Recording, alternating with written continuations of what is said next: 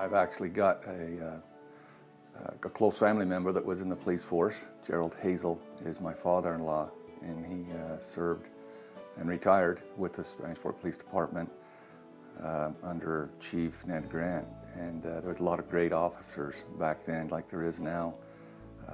Things was a little more casual with Spanish Fork being smaller, and I think they had opportunities to maybe do a little coaching with us as young men, and not necessarily haul us off and arrest us. It was kind of fun to be able to get to know them on a personal level. Most of the important jobs in our community, fire, police, ambulance, teachers, those types of things that are the most important to our society are often the most underpaid. And that's unfortunate. And from what I can tell, the majority of the police officers live in our community. They've made our community what it is today. But when those activities and events take place, and I'll use Fiesta Days as a great example, almost every officer is required to work that whole week. And I'll see him as I walk into the rodeo. I see him, and they sacrifice a lot of their family time for the community. And again, they're underpaid, and now they're underappreciated. We are involved with the community as an investigative unit. In fact, there's a lot of scout tours that come through and talk to us about various things, and individual groups, school groups that will come through and talk to us. And we also reach out to the schools and do a lot of programs. Part of our investigative unit is to teach an internet class to 7th graders throughout Nebo School District. We teach it here at the schools in Spanish Fork, and we teach them about internet predators and so forth. And so we are involved in the schools. We also, part of the investigation division also includes our school resource officers that are assigned to Maple Mountain High School and as well as Spanish Fork High School.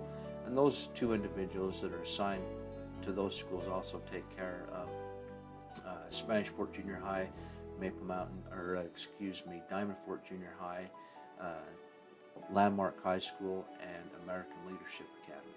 So these two officers are in the schools working with the children, working with the staff. They teach a law enforcement class in the high schools, and so we're very actively involved in that. Well, you hear all the negative stuff, and that's difficult, but you know, being involved in, say, a life-saving measure, you know, on a medical call,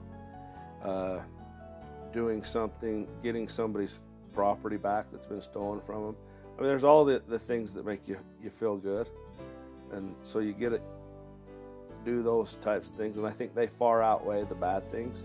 I mean, because we see a lot of things that nobody should have to see. You know, I mean, whether it be death or a child that's a victim of a crime, a sexual crime or abuse. I mean, those are difficult for every officer. They see those types of things, or you see the child that's been killed in an accident and things. I mean, they affect the officers, but it's those positive times that I think keeps you going. I was forced to arrest someone and there was children present in the home. I would make sure that the children weren't inside of that. We would either go outside or walk over to the patrol vehicle if it was safe to do so. And I was always thanked by that person for doing that they felt that I was concerned enough for their children and what their children thought about them, that I was willing to take that extra step and walk them out of the vehicle before placing them in the handcuffs so that their children wouldn't be able to see that. Citizens need to realize that if an officer asks you to do something, there's a reason they're asking you to do that, so abide by what they're requesting for you to do. If you don't disagree with something, you feel that your rights have been violated, that's what the court process is for. It's unfortunate the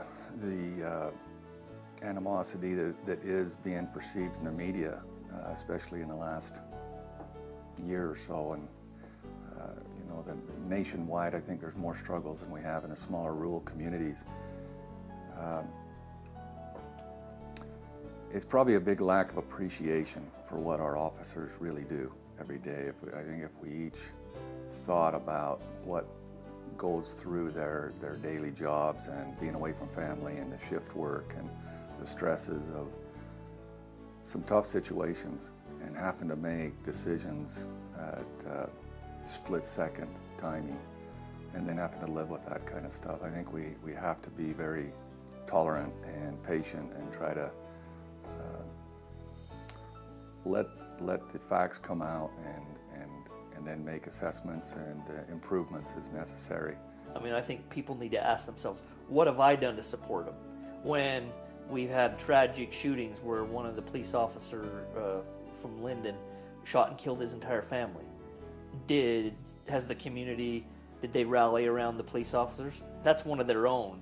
That was a traumatic experience for them. Did the community rally around our police officers, support them, build them up, let them know how much they appreciate them, show some empathy, a little understanding about how hard that would be? And those situations happen all the time. But I don't know how much the community actually looks at the police officers as a positive in our community.